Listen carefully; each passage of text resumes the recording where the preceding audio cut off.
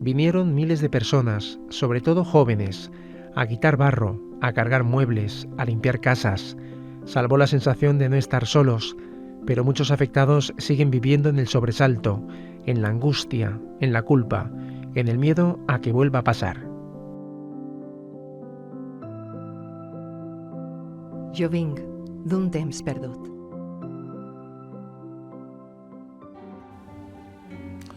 Hola, buenas noches, bienvenidos al tercer programa de La Crónica.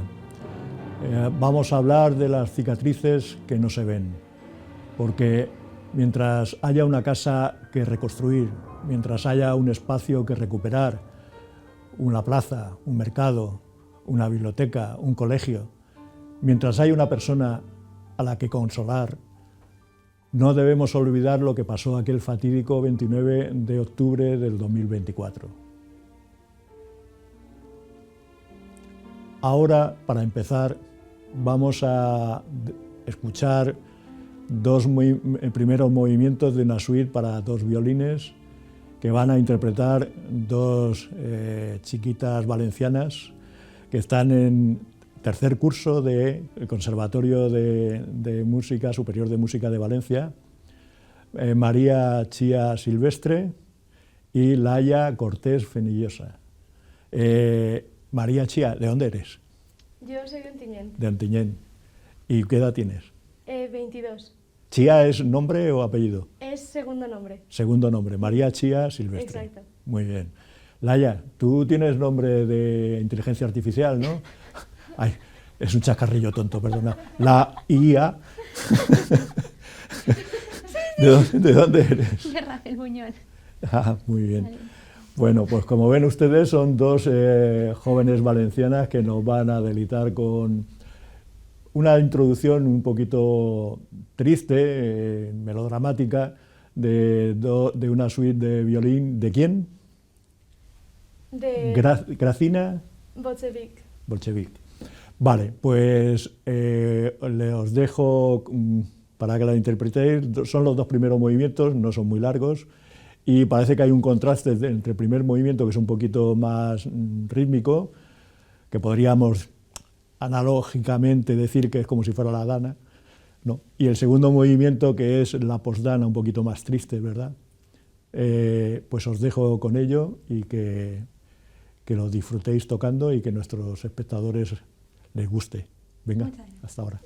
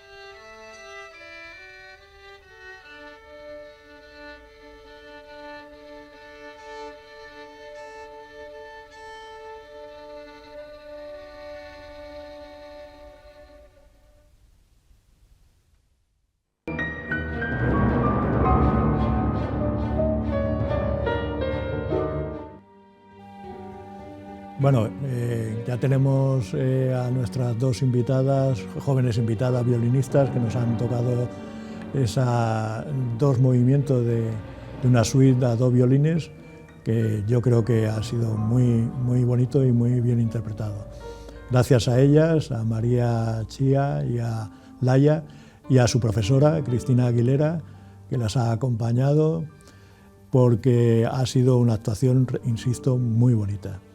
Bien, ahora ya vamos a entrar en el tema principal del programa, en la tertulia, en un debate sobre las consecuencias psicológicas que han tenido y que tienen los afectados de la DANA. Como todos ustedes recuerdan, con total seguridad, aquel 29 de octubre del 2024 se produjo una catástrofe en la que se registraron 230 víctimas mortales, miles de afectados, y muchos de ellos, si no la totalidad de los afectados, pues durante bastante tiempo estuvieron padeciendo un luto complicado, o cuando no traumas importantes que han ido registrándose a lo largo del tiempo, como probablemente el trauma del estrés postraumático, que según dicen los especialistas no suele aparecer inmediatamente después de la catástrofe, sino que incluso puede aparecer 6 meses después, y que se viene produciendo durante largo tiempo hasta que se consigue curar en casi todos los casos. Bien, ahora vamos a hablar con varios especialistas y con varias personas que tienen bastante y buena información al respecto, y vamos a empezar con Rosa Álvarez, que es la presidenta de la Asociación de Víctimas de la DANA. Gracias, Rosa, por tu asistencia a este debate. Vamos a hablar también con Milagros Molero, que es psicóloga, y con Eduardo Puerta, que es del Centro de Voluntariado de La Cantina, que también estuvo trabajando en la postdana en aquellos días tan aciagos. Y también tenemos con nosotros a Raúl Salazar, que es ilustrador. Raúl tiene mucha experiencia como ilustrador y también creo que has hecho alguna obra, ¿verdad?, relacionada con el tema de la DANA, ¿no? Hola, ¿qué tal? Un placer estar aquí. Sí, a ver, yo trabajo en la revista El Jueves y bueno, nuestra función, como mucha gente sabe, es tratar la actualidad y denunciar muchas situaciones que consideramos que son injustas, y en este caso todo lo que he retratado de la DANA como el autor valenciano de la revista que soy, pues ha sido de denuncia a los responsables, siempre caricaturizando un poco a estas personas y mostrando un poco esa situación que tanto se ha criticado, ¿no?, del expresidente Mazón y todos los responsables. Claro. Bien, Raúl va a hacernos una ilustración al mismo tiempo que nosotros vamos a debatir durante un ratito sobre este tema, y va a hacer una ilustración sobre esto, ¿no? Sí, aquí no vamos a tocar política, aquí no vamos a hablar política. Va sobre el tema. Con su estilo, un estilo muy peculiar y muy interesante, y luego al final pues nos contarás qué es lo que has hecho y qué te ha inspirado. Vamos a ello. Venga, gracias. Bien, vamos a empezar con una pregunta común para los tres tertulianos, y es que si tuvierais que resumir en una frase, ¿cuál es la herida que ahora mismo psicológica, que todavía sigue abierta a fecha de hoy? ¿Cuál sería, Rosa? Hola, buenos días, Gerardo, gracias por invitarnos. Pues la herida abierta es que cada día está más abierta. Hoy estamos más conscientes que ayer de lo que sucedió el 29 de octubre de 2024. Y las familias estamos entrando en duelo ahora, más que hace unos meses. Un año, 15 meses después. 15 meses después estamos empezando a entrar en duelo, sobre todo desde estas Navidades. Luego lo podremos desarrollar. Muy bien, gracias. Milagros. Hola, ¿qué tal? Gracias por ¿Tú cuál crees que es esa invitarme. herida?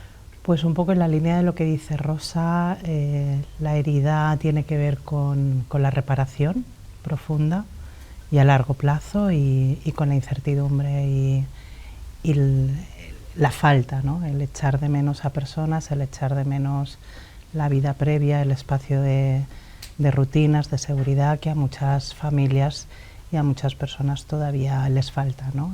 El entorno familiar que antes tenían por la falta del espacio cotidiano, ¿no? Que perdieron y que no han vuelto a recuperar. Muy bien, Eduardo. Yo coincido un poco con Milad en la incertidumbre, es decir, la ansiedad de no saber qué va a pasar a futuro, de no sentirte seguro ni en tu propia casa, y un poco la bipolaridad, ¿no? Decir, sí que puedo confiar en mis vecinos, en el voluntariado, en la sociedad, y sentirte un poco abandonado, defraudado, digo un poco o mucho, por las instituciones y los responsables de salir adelante, de reconstruir y reparar. Y creo que esa sensación de incertidumbre, desde luego, genera una ansiedad que es muy importante parar. Os voy a leer o a recordar una noticia que apareció pocos días después de la Dana, en noviembre del 2024, que decía que la Consejería de Sanidad comunicó el siguiente dispositivo: 110 profesionales de salud mental desplegados en municipios y Feria de Valencia, con 17 equipos multidisciplinares. La unidad en Feria de Valencia mantenía seguimiento de 230 personas en ese momento, y que había puntos de atención en múltiples municipios. Rosa, ¿os llegó la asistencia psicológica anunciada por la Consellería? No, para nada. Es más, a los familiares no se nos permitió acudir a la Feria de Valencia. Es más, la consellera en ese momento de Comercio, y que no sé por qué, se hizo eco o portavoz cara a los familiares, nos prohibieron ir a Feria Valencia, con lo cual no pudimos recibir ningún tipo de asistencia. Es que se nos prohibió taxativamente movernos de nuestras casas.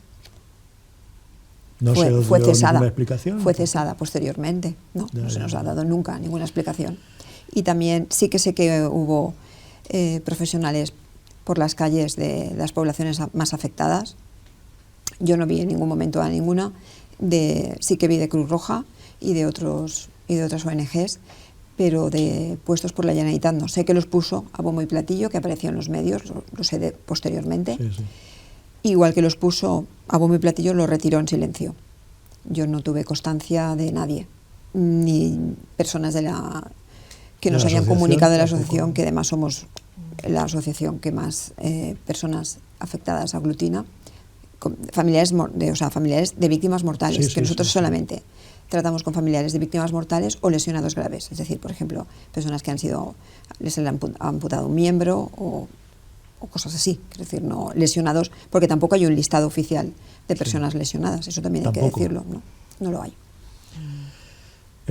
Milagros, ¿participaste tú en ese dispositivo que anunció la Consejería? ¿Sabes de alguna compañera o compañero? La verdad es que no conozco ninguna compañera que participara en ese dispositivo inicial anunciado.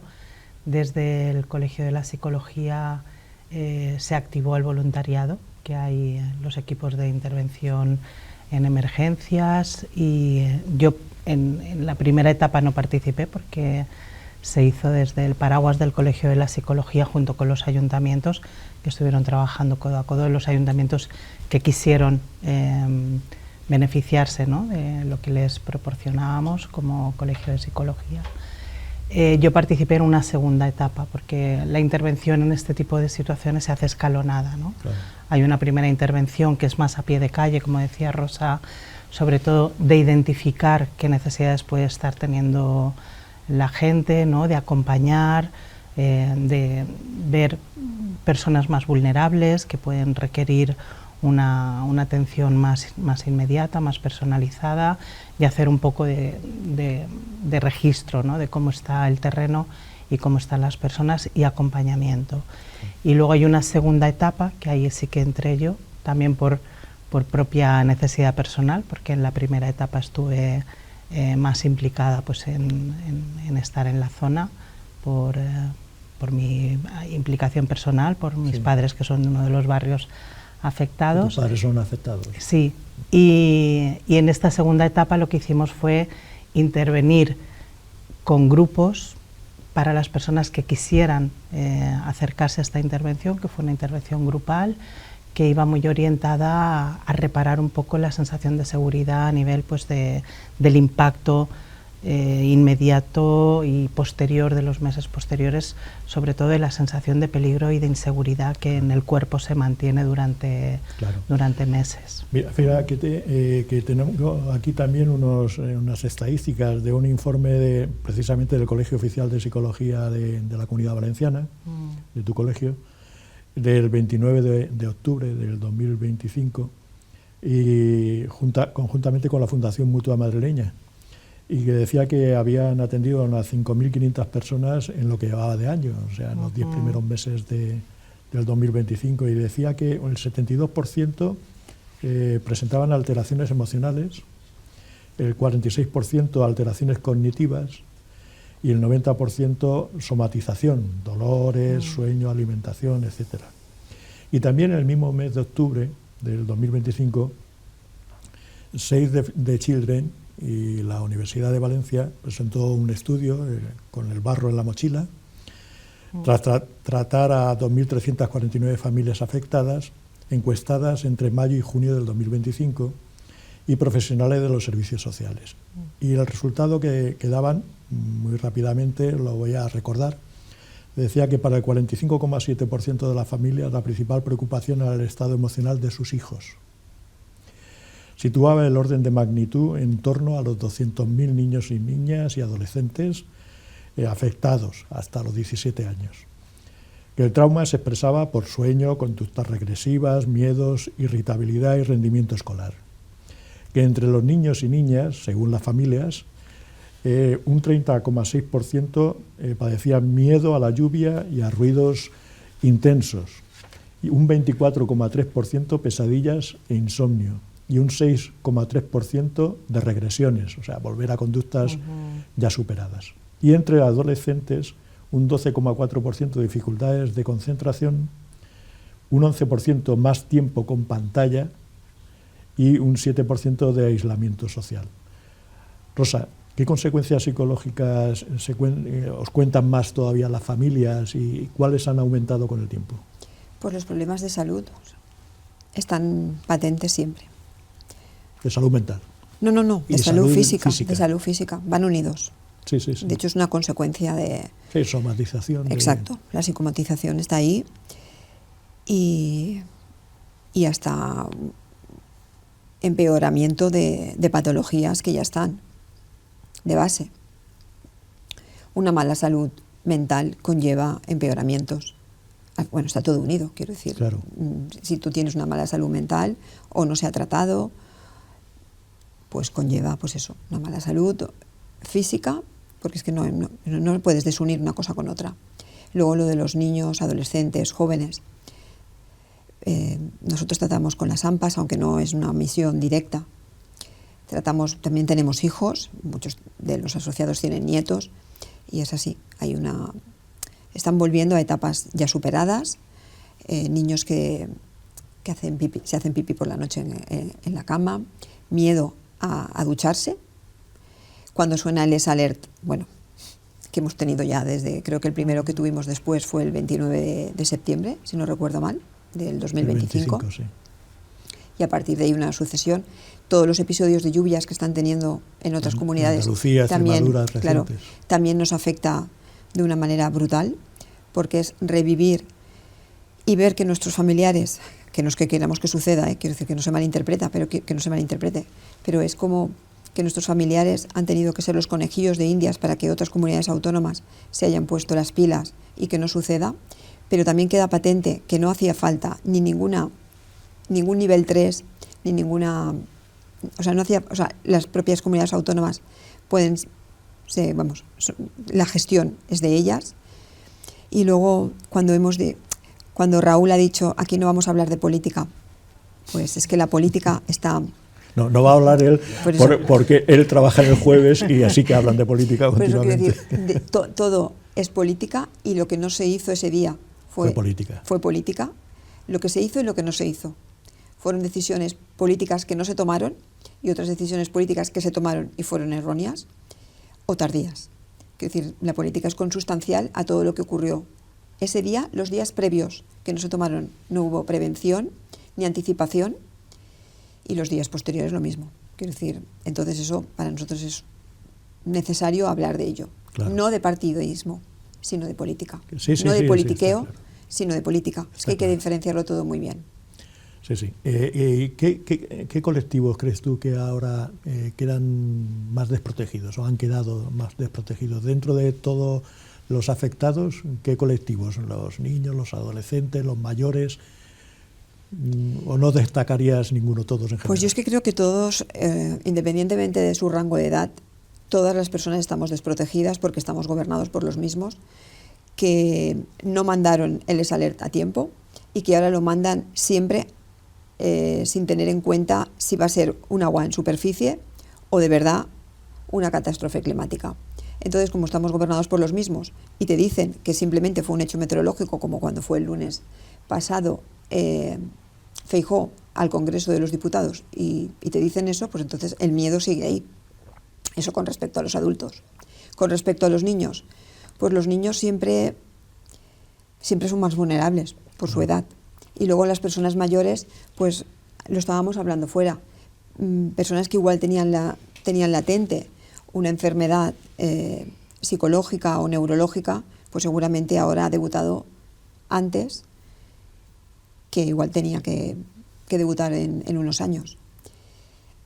Pero yo creo que sobre todo y ante todo, todas las personas que se salvaron in extremis, que de eso también se habla muy poco. Sí. ¿Cuántas personas se despidieron de la vida ese día y por minutos, segundos pudieron, pues eso, salvarse? Y bueno, y los familiares de las víctimas que somos sobrevivientes, o sea, que de alguna manera nos sentimos culpables por no haber hecho algo más y por haber sobrevivido a ellos. Ahí es que no, o sea, racionalmente sabes que no es culpable, pero emocionalmente Sí, claro. te sientes mal, Claro. muy mal. Una cosa, yo sé que va a resultarte un poquito difícil, Rosa, haz un esfuerzo, por favor. En una frase, más o menos, a cada nivel de administración, ¿qué le pediríais? Tú como representante de las víctimas, ¿qué le pedirías a cada nivel de administración? Por ejemplo, a nivel municipal, a cada municipio, a cada ayuntamiento, ¿qué le pediríais hoy? A nivel municipal es complicado porque cada municipio, Claro. pues cada municipio Pero es cada en general, municipio. Pues lo primero, que se coordinen bien. En general, eso a todas las administraciones, que se coordinen y que dejen de verse como islas. sí, y que no son y que no intenten competir unas con otras o que se vean como Rivales. Como rivales. Es que lo estaba diciendo antes, siempre me llegan las ideas, estoy últimamente muy mal y siempre me llegan la palabra segundos después. No te preocupes. Es una de las cosas del estrés postraumático. Sí. Ahora nos lo contará Pilar. Pues a nivel, y que, por ejemplo, el Horta-Sur, que son los pueblos, no se diferencian unos de otros, los que somos de allí lo sabemos muy bien, que se vea como un área metropolitana. Si tú tomas una decisión, pero los pueblos de al lado no la toman, pues no tiene ningún sentido, porque está todo junto. Entonces, si hay una calle junto a la otra, pero cada calle es de un pueblo, entonces que se vea todo como un área metropolitana. A nivel de la Generalitat Valenciana, que deje de ver a las asociaciones de víctimas de verdad, como sus enemigas. Lo primero, porque son hostiles a nosotras, porque somos críticas con su gestión, y entonces nos ven así. Y a la Administración Central, que se coordine pero de verdad, con la Generalitat Valenciana, porque es la que tenemos, hoy por hoy, y con las administraciones locales, que aparte del dinero, que les dé tiempo para todos esos millones de euros que les ha entregado, y recursos humanos, porque si hay dinero pero no hay tiempo ni recursos humanos, poco van a poder hacer, porque es verdad que se ha regado dinero a las administraciones municipales, a las administraciones locales, pero no tienen capacidad para desarrollar todo lo que pueden, porque no tienen recursos humanos. Está claro. Mira, De lo que está describiendo Rosa, los traumas que está describiendo, ¿cuáles son los que consideras tú que se cronifican, que más riesgo de que se cronifiquen? Bueno, ahí va a depender un poco de cada contexto, ¿no? Sí que en el primer, segundo mes después de un acontecimiento como este, los principales síntomas son, que realmente no son síntomas, son reacciones normales que tiene nuestro organismo para adaptarse a una situación así. Nuestro sistema está en alerta, entonces pues hay dificultades para dormir, sensaciones físicas muy intensas, mucha hiperactivación, ¿no? La necesidad de hacer cosas, de ayudar, de gestionar, que habitualmente, según las condiciones, pues a medida que las cosas se van recolocando, se va volviendo un poco a la rutina, eso se va regulando y el sistema de alerta se va relajando, ¿no? Cuando tardamos mucho en volver a la rutina porque la reconstrucción se alarga en el tiempo, pues el sistema de alerta tarda más, ¿no? en relajarse, que es un poco lo que comentaba Rosa antes, ¿no? Que ahora después de un año y pico es cuando el sistema de alerta se empieza a relajar un poco y es cuando aparece la sintomatología más intensa, ¿no? Porque durante todo este año las personas han estado muy orientadas en lo inmediato, en recuperar un poco la rutina, en recuperar el espacio, en ayudar a los vecinos, en reivindicar también. La parte reivindicativa también es una actividad que llena mucho espacio, ¿no? y también ayuda a reconducir un poquito y a canalizar pues la rabia, la sensación de injusticia, la incertidumbre, pero cuando todo eso ya empieza a bajar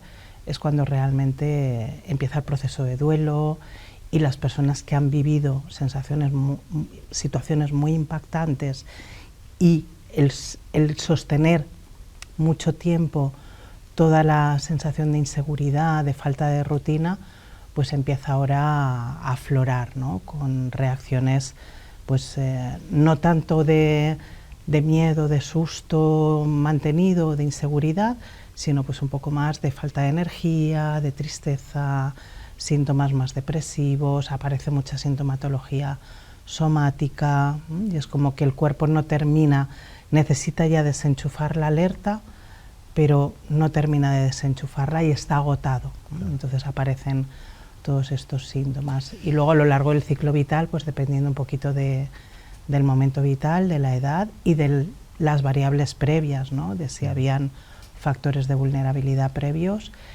y del contexto también, ¿no? Si las personas que tienen sostén, que tienen ayuda, que tienen redes, las redes son fundamentales. Aquí hablamos del impacto sobre el individuo, pero hay un impacto también colectivo y la colectividad también se convierte en sostén y en recurso.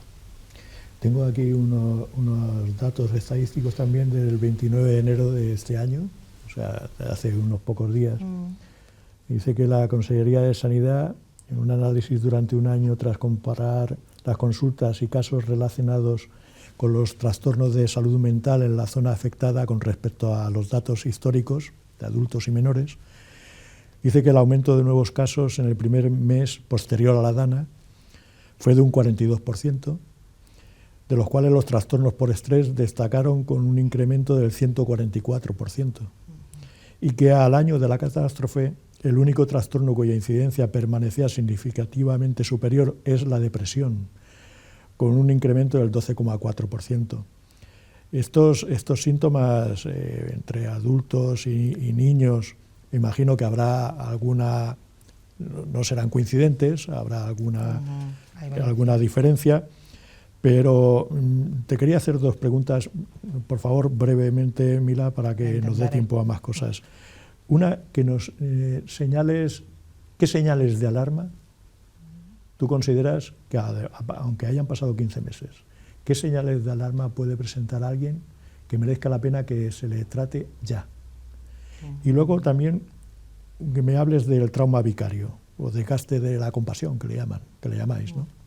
Por favor, sintetízame los dos temas porque me parecen muy importantes. No es fácil de sintetizar, pero bueno, lo intento. A ver, las señales sobre todo tienen que ver con las dificultades que tienen las personas o los niños o los adolescentes para volver a funcionar de una manera normalizada, ¿no? Pues en los niños más pequeños pues vamos a ver miedos que ya estaban superados, que evolutivamente los niños van pasando hitos evolutivos, ¿no? Y cuando hay una situación de estrés postraumático, pues aparecen, como comentaba Rosa antes, pues a lo mejor se vuelven a hacer pipí en la cama o tienen conductas un poco de etapas previas, pueden aparecer también muchos episodios de irritabilidad, menos tolerancia, ¿no? a la frustración, a los límites.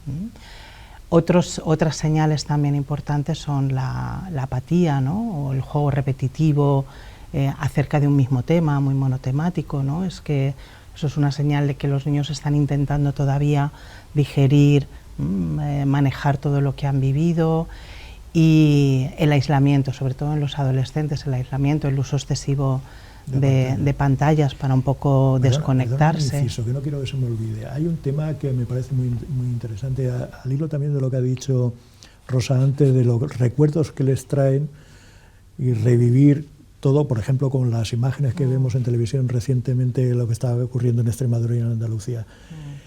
¿Qué se puede hacer a quienes tienen miedo, les da pánico otra vez cuando oyen un trueno o hay un anuncio de una lluvia muy fuerte?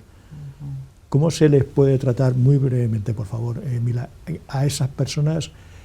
¿Cómo se les puede ayudar sin necesidad de decirles esto no es nada? No, o sea, ser comprensivos, pero al mismo tiempo aportar algo de ayuda, si se puede, dentro de la familia, quiero decir. Claro, sobre no todo, decirle coge un paraguas, que no te vas a... Sobre todo, no minimizar, minimizar ¿vale? es, Porque vamos, realmente cuando hay una situación como la que estamos viviendo recientemente y que desafortunadamente por las circunstancias que estamos viviendo se van a repetir, ¿no? El impacto climático está ahí y vamos a volver a revivir situaciones de alerta, ¿no? y de inclemencias climáticas extremas. No minimizar lo que está sintiendo la persona, ¿no? Y intentar transmitir que ahora mismo, si es verdad, obviamente no vamos a mentir, que ahora mismo estamos en un lugar seguro, y que aunque algo muy terrible nos ocurrió hace un tiempo, ahora mismo esto no está ocurriendo, ¿no? Y podemos tener recursos y hacer cosas para protegernos, ¿no? Y que... Háblame del trauma vicario, por favor, y sobre todo del trauma vicario entre los voluntarios. ¿Os habéis encontrado muchos casos? Sí, la verdad es que los voluntarios han estado sobre todo han habido personas que han estado tiempo muy largo. Normalmente en la actividad del voluntariado se recomiendan periodos de descanso y que vayan dosificando, pero eso es algo que en circunstancias como estas es muy difícil, ¿no? Porque cuando ves la necesidad y que realmente tu labor tiene un impacto directo, pues la necesidad de ayuda forma parte de la propia reacción, ¿no? Ante una catástrofe, y muchas personas han estado mucho tiempo implicadas en la ayuda con ese sistema de alerta activo. Centrados en todo lo que tenemos que hacer, muy focalizados en eso, es como que la atención se focaliza ahí, y cuando bajamos el nivel de actividad, cuando empezamos a conectar de nuevo con la realidad cotidiana de nuestro espacio vital, es cuando viene el bajón, ¿no? Entonces pueden venir, sobre todo vienen muchas imágenes, la culpa del superviviente que comentaba Rosa, ¿no? Lo que pude haber hecho y no hice, claro, ¿no? Eso está muy presente. Gracias, Mila. Edu, ¿qué medidas habéis tomado como centro de voluntariado para intentar evitar todos estos traumas vicarios?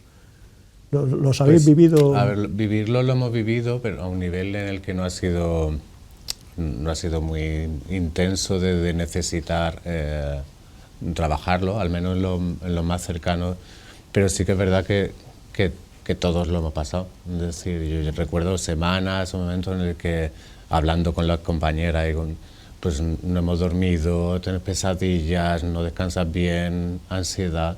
Es decir, creo que la gran mayoría a un nivel lo hemos sufrido. Y desde luego, pues sí que una de las medidas es descansar o desconectar este fin de semana. Antes lo hablábamos fuera con Rosa, es decir, un momento del ir con el piloto automático, es decir, cada día a ir a ayudar, terminas tu trabajo, voy al grupo a ver qué hay que hacer, dónde tenemos que ir. Y desde luego, ahí sí que tenemos que organizarnos la vida, ¿no? Cosa que creo que genera la ansiedad de la que hablaba al principio, es decir, tenemos que ser capaces de organizarnos para ayudar a los demás y no al final acabar enfermando todos. Y creo que ahí también es muy importante una cosa a reforzar que lo ha planteado Rosa.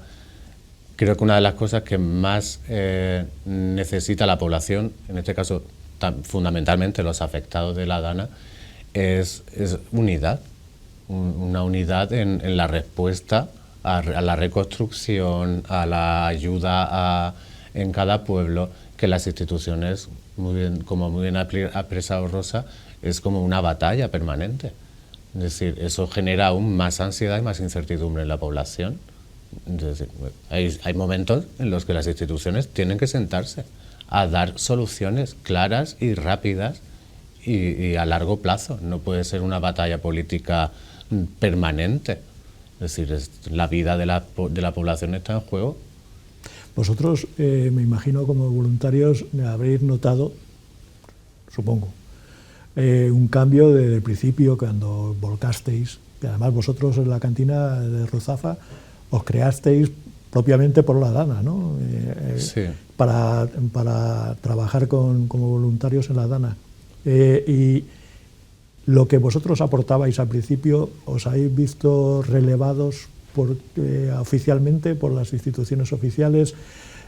Cuando ha bajado el foco mediático, porque ha bajado, obviamente, ¿habéis mantenido el apoyo de muchos voluntarios, de menos? ¿Cómo lo habéis vivido este proceso de 15 meses que han pasado? A ver, conforme pasa el tiempo y está más lejos la emergencia, es más difícil movilizar a la gente, porque claro, la gente tenemos que pagar nuestros alquileres y al levantar la presa de nuestro negocio, pero la necesidad de ayudar sigue estando ahí. Es decir, los primeros días, es decir, yo me recuerdo, yo vivo en Ruzafa, te acuestas viendo las redes sociales o escuchando la radio, es decir, Dios mío, ¿qué está pasando a 1000 metros al otro lado del río? Es decir, yo esa noche no pegué ojo, y así mucha gente, sin que nosotros fuésemos afectados. Y eso moviliza permanentemente, es decir, compañeros con los que no contactas, familiares o amigos que tienes en la zona afectada. Nosotros en el barrio nos unimos y nos conocimos, los vecinos de un barrio que está afectado por la gentrificación o la turistificación, nos conocimos el vecindario y participamos más de 1000 vecinos, llegamos a participar en el grupo de voluntariado, que, como tú bien decías, fue que nos unimos, los voluntarios, en un local que se llama La Cantina.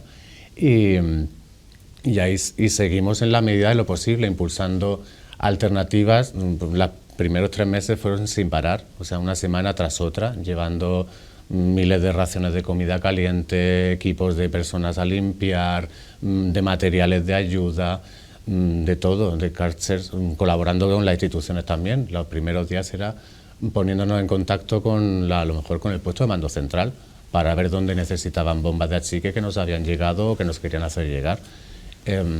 Entonces todo eso, hoy en día esa emergencia ya no está, pero hay muchas cosas que las instituciones siguen sin solucionar, y lo frustrante es que son cosas que los voluntarios tampoco podemos hacer.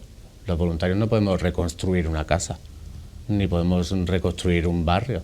Eso hace falta inversión, hace falta que las organizaciones, que las instituciones se pongan de acuerdo y lo hagan cuanto antes.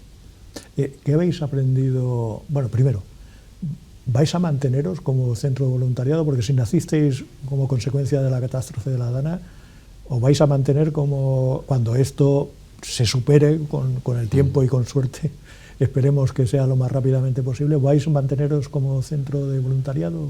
Pues seguimos funcionando como centro de voluntariado, participando en actividades concretas, pues por ejemplo en organizar la limpieza de no sé qué, de la ruta del colesterol que llaman en el Horta Sud, o en cosas puntuales, por ejemplo me acuerdo un voluntario de Torrent, que no paró de ayudarla, y su huerto precisamente lo tiene sin limpiar, acomodaron la parte habitable de la casa, pero el resto del campo lo tiene sin limpiar y también lo tenemos pendiente. Y sobre todo lo que estamos intentando también es seguir movilizando a la gente, es decir, hace falta ayuda, ayuda psicológica por supuesto, pero también ayuda material, de que los afectados sigan viendo que estás ahí, que tienen apoyo para reclamar a las instituciones, es decir, un apoyo que cuando los afectados necesitan reclamar o exigir algo a las instituciones, que no se vean solos, es decir, que tengan el apoyo de la sociedad, del resto de la sociedad y de Valencia, claro, o de toda España, como hemos llegado a tener, porque el centro de voluntariado, pues de cada rincón, hasta de Italia o de otros países, nos llegaba ayuda. Y estamos llevando actividades por la memoria, por el mantener los medios de comunicación pendientes de los afectados, que no pase como en la catástrofe del terremoto de Lorca o La Palma, que ya no se habla nada, y que a los pocos días, en cuanto los medios de comunicación dejan de mirar, ya los afectados dejan de existir. Exacto. Y por ejemplo, pues vamos a hacer una falla en homenaje ya lo hicimos el año pasado, y un tipo falla popular en homenaje a los afectados y a las víctimas. Queremos pues plantar un olivo. Hay un proyecto de la Cor Social de plantar 230 olivos a lo largo de distintos pueblos y en distintos barrios en homenaje a las víctimas mortales. Y hemos pedido permiso, se supone que el día 28, pero no nos han contestado del ayuntamiento, para plantarlo en el barrio de Ruzafa y poder impulsar que se plante no solo en la Comunidad Valenciana, sino en otros puntos de toda España en memoria de las víctimas mortales. Gracias, Edu. Os voy a leer por último para... Perdona, dime, Rosa. Yo quería aportar que yo creo que en todas estas circunstancias, en las circunstancias más adversas, surge lo mejor y lo peor, ¿no?, del ser humano. Y lo hemos visto aquí en Valencia y lo vemos en cualquier otro lado, pero bueno, lo vamos a focalizar aquí. Surgen las asociaciones, han surgido los grupos de voluntariado, ha surgido la Cor Social, cómo se movilizaron el colegio de psicólogos, las ONGs, todo. Pero lo más importante es mantenerlo, porque si eso solamente nace y desaparece, lo más importante es mantenerlo en el tiempo, porque el ser ciudadano no es ir a votar cada 4 años, es tener presencia pública, no en los medios, sino pública, y bueno, eso, que me llega todo con retraso. Sí, no forma parte de lo que no me sucedía al principio, pero me sucede ahora. Y conformar nosotros esa sociedad que queremos, ¿no?, entre todos, y que no haga falta de nuevo otra tragedia para volvernos a unir. Y no es la frase de el pueblo salva al pueblo, no, el pueblo, el público, todos, quiero decir, todos tenemos que conformar esa sociedad que queremos, que buscamos. Unos querrán una, otros querrán otra, pero bueno, los que sí que queremos una determinada manera, tenemos que estar ahí y tenemos que apoyarnos y tenemos que ayudarnos. Al principio eran unas necesidades, ahora son otras, con lo cual nos tenemos que adaptar a esas otras necesidades. Por ejemplo, en nuestra asociación hemos creado una gran familia surgida del dolor, surgida de la desesperación, de la ira, de la rabia, que nos ha dado muchísima fuerza para luchar. Pero si no hubiéramos tenido todo el apoyo del voluntariado, de la gente solidaria, del pueblo valencià, no hubiéramos podido aguantar. Y hay que decir alto y claro que el presidente de la Generalitat no dimitió, lo hicimos dimitir tarde, porque Marte, también nos hemos enterado ahora que su partido no quería que dimitiera, pero el 3 de noviembre conseguimos que sin utilizar el verbo dimitir lo echamos fuera, ¿no? Le iba a decirlo en valenciano, el barem fer de costat. Pues eso. Puedes decirlo en valenciano perfectamente. Que como yo lo pienso en valenciano, Pues no hay ningún problema, todo lo contrario. Pues, como tú te expreses mejor, de verdad. Entonces es fundamental que estemos ahí, adaptándonos a esas nuevas etapas, porque evidentemente no estamos como al principio, para bien y para mal. Ya no necesitamos el pan, afortunadamente, ya no necesitamos productos frescos, ya no necesitamos todo eso, pero ahora necesitamos quizá algo que cuesta más de mantener, que es ese... Y también que la gente se cansa, tiene vida propia, y eso también se ve en las manifestaciones. Los periodistas siempre están obsesionados en, ay, ¿no ves que hay menos presencia? Claro, yo estoy implicada en muchísimas causas desde siempre, y no salgo todos los meses por la misma causa. Pero eso no quiere decir que yo no me implique en esas causas, quiere decir que mi manera de implicación es otra. Por eso todos los meses estamos implicados en lo mismo, aparezcan o no esos miles y miles y miles de personas. Entonces es fundamental que todos nos sigamos apoyando de una manera o de otra, con manifestación, apareciendo en las manifestaciones o no. Y es cierto, quiero decir, los que más implicados hemos estado hemos olvidado lo nuestro. Yo tengo todavía, soy hija única, tengo todavía papeles de mi padre por organizar. He organizado exclusivamente lo que legalmente era necesario, y así muchísimas familias. Está claro. Y bueno... No, la participación ciudadana, desde luego, no solamente hay que fomentarla, hay que mantenerla. Claro. Y hay que fortalecerla. Y esto es una prueba evidente de un ejemplo clarísimo de lo que es la participación ciudadana. Y luego también ha surgido una cosa que creo que Mila lo conocerá, que son las USMES, las Unidades de Salud Mental de Emergencia. Se llaman de emergencia aunque surgieron meses después, y que ahora están muchísimos países interesados, y también la Unión Europea. Tenemos 12 en la provincia de Valencia, una en la de Letur, porque en nuestra asociación también están 4 de las 6 víctimas de Letur, y ha surgido una nueva, se ha creado una nueva de manera provisional, por lo que hablábamos del tema de lo del vicario, ¿cómo se llama? Del trauma vicario, en el accidente de los trenes de Adamuz. Pero ya, o sea, pasó, y como ya se ha creado el formato de las USMES, inmediatamente llegó una USME para el trauma vicario. Porque claro, a las personas que atendieron desde el minuto 1 a todo lo que sucedió allí, en un pueblo donde no estaban preparados, ni muchísimo menos, para afrontar una situación así, desde el minuto 1 que estaba allí esta unidad para tratar el trauma vicario. Que es fundamental, porque claro, vieron cosas que no habían visto en su vida. Claro. Yo puedo añadir un... Sí, por favor, muy breve, nos hemos quedado sin tiempo. Porque es importante, porque a todo eso se suma, sobre todo a los voluntariados de toda la gente que ayudó, esa sensación de no llegar, decir que por mucho que hagas todavía falta mucho por hacer, de no poder parar, de la frustración de decir no ha sido suficiente lo que ha ayudado. Entonces eso también crea, no sé, una sensación agridulce, ¿no? Sí. Podría haber hecho más, no sé. Y por ejemplo en la falla que hicimos el año pasado en homenaje, un señor nos decía, el año que viene y los próximos años será más importante todavía que se hagan este tipo de actos, por la memoria, para no abandonar. La memoria es fundamental. Muchísimas gracias a los tres, de verdad, nos hemos quedado sin tiempo. Yo Vamos a hablar con Raúl. Una pequeña frase para terminar. Venga, Milagro. Que siempre el ser humano, a partir de la adversidad, tiene la oportunidad de mejorar y crecer y superarse, y creo que lo que están comentando los compañeros, la política no es solamente partidos políticos ni ideología, es gestión de la colectividad.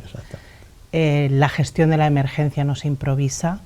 Entonces toda esta experiencia nos tiene que ayudar a generar recursos comunitarios, colectivos, institucionales, para no improvisar las próximas veces que necesitemos intervenir en catástrofes y emergencias, porque la salud mental no se improvisa. Exactamente. Muchísimas gracias de verdad a los tres por vuestra asistencia y participación en este debate, que yo creo se nos ha hecho corto. Así es. Se nos ha hecho corto, y a lo mejor dentro de un tiempo pues habrá que retomarlo, porque como vosotros decís muy bien, es un tema que hay que mantenerlo vivo en la memoria, y mientras todavía haya gente, como yo decía al principio, que necesite consuelo, o haya alguna casa por reconstruir o algún espacio por recuperar, hay que mantener vivo el espíritu de participación ciudadana y de no solamente del voluntariado, sino de todos, incluyendo a los políticos.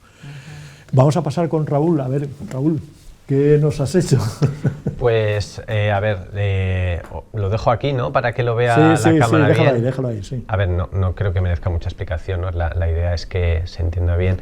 Lo que he querido transmitir es, mediante una imagen de ese nubarrón encima de la cabeza de una víctima, pues ese nubarrón representa la ansiedad, la depresión, el trauma, y aparecen arriba una imagen pues que todos nos viene a la mente, ¿no? Después de la Dana, que es la de los voluntarios, porque bueno, aunque la principal herramienta que me imagino, y supongo que aquí los que nos acompañan lo confirmarán, las principales herramientas para superar estos traumas son los especialistas y también todas las herramientas que te tienen que brindar las instituciones.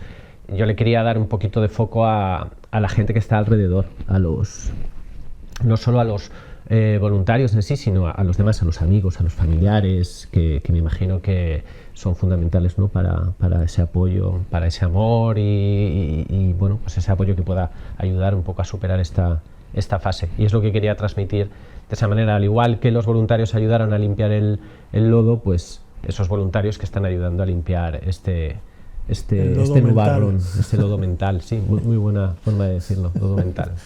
Pues muchas gracias, Raúl. Nada, le pasaremos el dibujo tuyo a la pequeña colección que estamos empezando con. Encantado. Que cada programa aportamos. Bien, muchas gracias. Vamos a continuar con el programa, pero vamos a hacer un breve descanso para unos minutos de publicidad.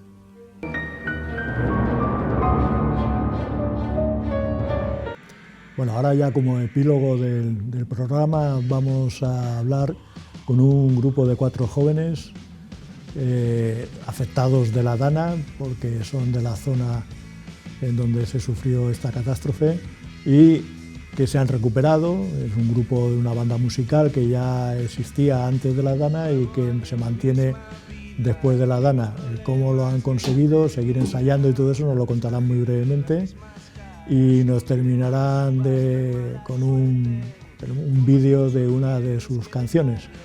Bueno, aquí tenemos a mi izquierda a Pau Sánchez. Hola Pau, tú eres uno de los fundadores de Apolo, ¿se llama? Sí, yo soy el cofundador y cantante con César. Voz y guitarra. Voz y guitarra. ¿Y cuándo fundasteis el grupo? Pues el grupo lo fundamos en el instituto, todavía estábamos en cuarto de la ESO por ahí, hace ya 5 años. ¿En dónde? En el Berenguer de Almagro, en Catarroja. Catarroja. ¿Y habéis sobrevivido a la Dana y habéis mantenido el grupo hasta ahora? Más o menos. Durante unos cuantos años. Sí, ¿ya? Unos cuantos años llevamos ya. ¿Qué tal pasasteis la Dana? ¿Tú dónde vives? ¿En Catarroja? Yo vivo en Catarroja. ¿Y qué tal pasaste la Dana? Bueno, pues como se pudo, ¿no? Gracias a Dios no entró en mi casa y menos mal, que hay otra gente que sí aquí, pero igual de mal. Las calles estaban destrozadas y bueno, todos lo sabemos ya, ¿no? ¿Estuvisteis ayudando a limpiar, sin me parar, imagino? Sin parar. ¿Y cuando ocurrió, vosotros en dónde ensayabais como grupo? En los locales de ensayo en el polígono de Massanassa. Se llama Las H, Valensayos, y está pues, cerca del Ikea. ¿Pero se anegaría aquello? ¿No? Completamente. Sí. ¿Y entonces no podíais ensayar o cómo lo hacíais? A ver, nosotros estábamos en la planta de arriba, entonces los instrumentos no se vieron afectados, pero toda la parte de abajo destrozada y tampoco podíamos acceder, por lo que no, ensayar no podíamos, hasta un largo tiempo después. No podíais ensayar. Pero bueno, al final conseguisteis volver otra vez a juntaros, a ensayar y a grabar disco, ¿no? Gracias a Dios. Grabamos un disco, un EP. Muy bien. Lucas, ¿tú vives también en Catarroja o en Massanassa? Yo vivo en Alfafar. En Alfafar. Sí. ¿Y tú también? ¿Tú eres el guitarra? Yo soy guitarrista. Guitarrista. Y a ti también te afectó, claro, la Dana de golpe bien. Sí, nuestra zona era terrible. Estaba todo destrozadísimo, mi casa también entró 1,80 m de agua, estaba muy destrozado todo. ¿Y qué hicisteis? ¿O fuisteis a vivir a algún otro sitio? No, nosotros nos quedamos ahí porque nosotros tenemos suerte porque al final es casa, entonces la primera planta estaba destrozada, pero luego pues dormíamos arriba, nos regalaron una cocinita de estas enchufables, eléctricas, y bueno, nos apañamos más o menos. ¿Y cómo lo vivisteis? Pues, ¿Os habéis recuperado del todo? Sí, ya está. Sí, solo que fue súper cansado porque era todos los días levantarte, porque te dormías a las 7 de la tarde del cansancio de levantarte a las 7 de la mañana, limpiar todo el día sin comer, porque no tenías hambre y tampoco había comida en exceso. Yo comía atún, latas de atún y ya está. Bueno, y ensayar ya hemos hablado que... Bueno, tú estabas también en otro grupo, estás en dos grupos. Tú eres ya polifacético, ¿no? En ese sentido de que tocas...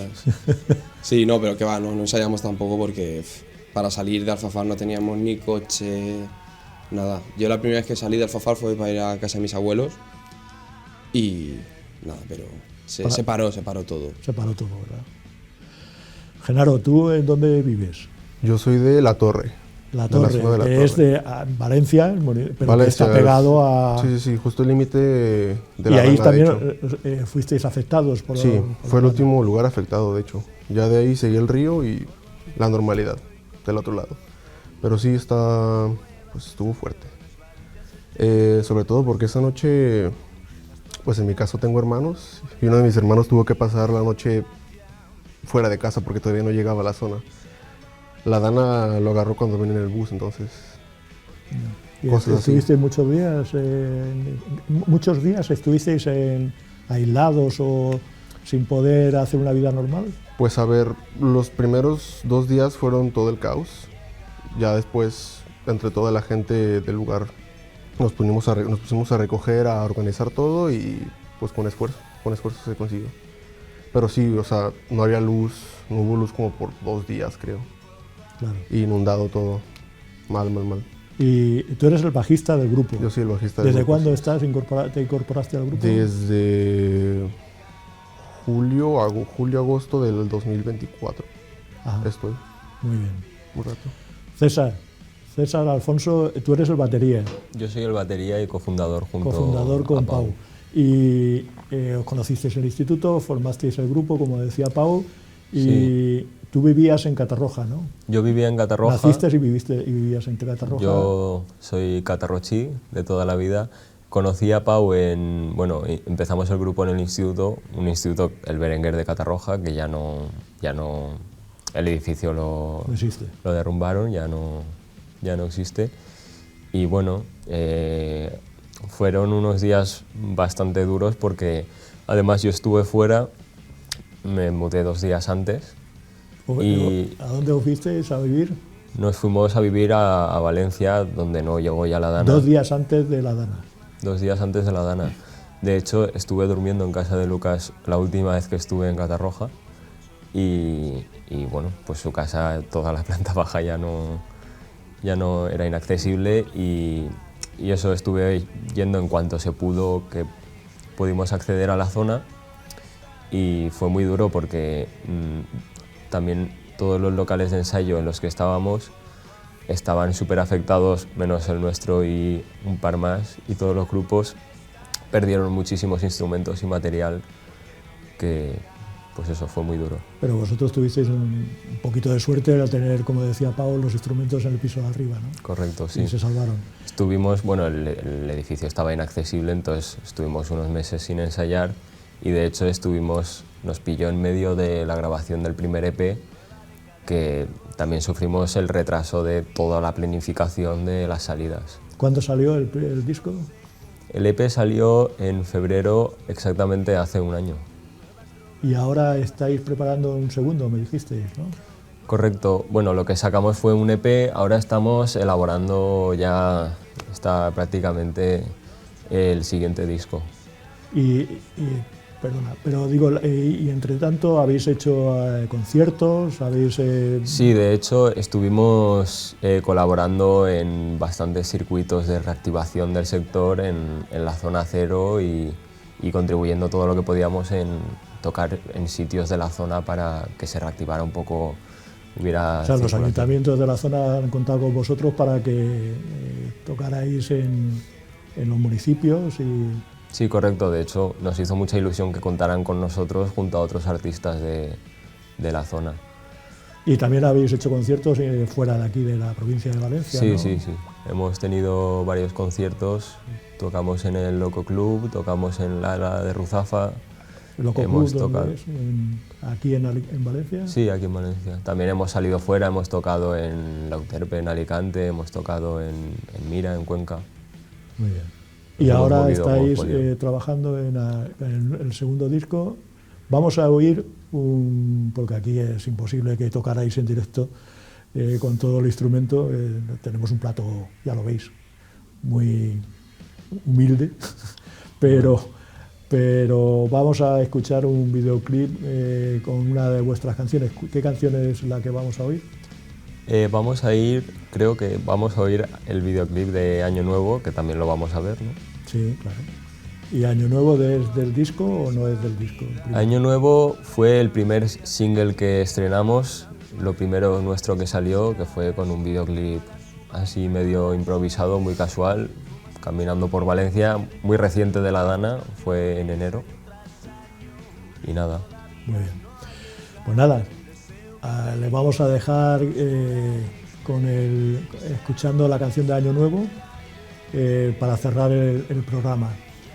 Esperemos que les haya parecido interesante lo que hemos tratado. De luego lo hemos hecho con todo el cariño y delicadeza, porque es un tema efectivamente bastante delicado, pero que es muy interesante de recordar y que mantener vivo, porque hay muchas cosas todavía que arreglar de lo que sucedió aquel fatídico día. Si les ha parecido bien y nos quieren volver a ver, pues estaremos encantados de recibirles el próximo programa. Mientras tanto, como siempre, por favor, sean felices. Por lo menos no estoy contigo. Nuevas drogas, nuevas sensaciones. Valencia es el centro de nuestro mundo. Las toneladas vuelan por